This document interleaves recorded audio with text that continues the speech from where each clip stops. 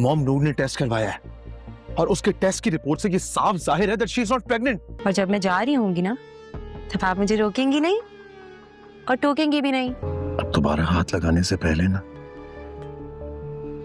100 बार नहीं, 101 बार सोचना। तुमसे शादी करने का मेरा कभी कोई इरादा नहीं था। मैं सर दबा लेती हूँ। आइंदा हम मुझसे इस तरह का कोई सवाल नहीं करेंगे।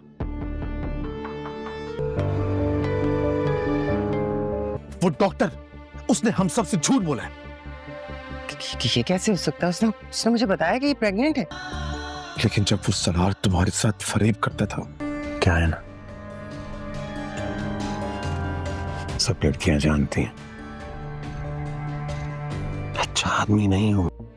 ये सारी मिसअंडरस्टैंडिंग उस स्टूपिड डॉक्टर की वजह से हुई है। अब जुल्फकार शाह को भी ये बात मालूम है कि उसकी मां नूर को बिल्कुल भी पसंद नहीं करती, क्योंकि उसकी मां को भी यही लगता था जो जुल्फकार शाह को लगता था कि नूर सलार के बच्चे की मां बनने वाली है। हालांकि ऐसा कुछ भी नहीं था। इसीलिए जुल्फकार शाह अपनी मां के पास जाएगा और जाकर उसकी गलतफहमी दूर करने की कोशिश करता है। जुल्फकार शाह जाकर अपनी मां से यही बात कहता है, नूर बिल्कुल भी प्रेग्नेंट नहीं है, उस डॉक्टर की वजह से हम सबको गलतफहमी हो गई है। तो जुल्फकार शाह की मां यही बात कहती है, ऐसा कैसे हो सकता है, उसने मुझे खुद बताया था कि ये मां बनने वाली है। तो जुल्फकार शाह अपनी मां को बताएगा, मैं नूर को साथ लेकर गया था और हमने टेस्ट करवाया है और टेस्ट में ये बात प्रूव हो चुकी है कि नूर किसी के बच्चे की मां नहीं बनने वाली, उस डॉक्टर ने हमसे झूठ बोला है। और जैसे ही जुल्फकार शाह की मां ये बात सुनेगी, वो बहुत ही ज़्यादा हैरान हो जाएगी और इफ्तिखार तो बहुत ही ज़्यादा चौंक जाएगा, क्योंकि उसने तो आग लगाई होती है लेकिन अपने इरादों में कामयाब नहीं हो पाया होता। नूर जुल्फकार शाह से यही बात पूछती है, मुझे ये बात मालूम है मेरी शक्ल आपकी पहली बीवी से मिलती थी, लेकिन मैं ये पूछना चाहती हूँ कि आखिरकार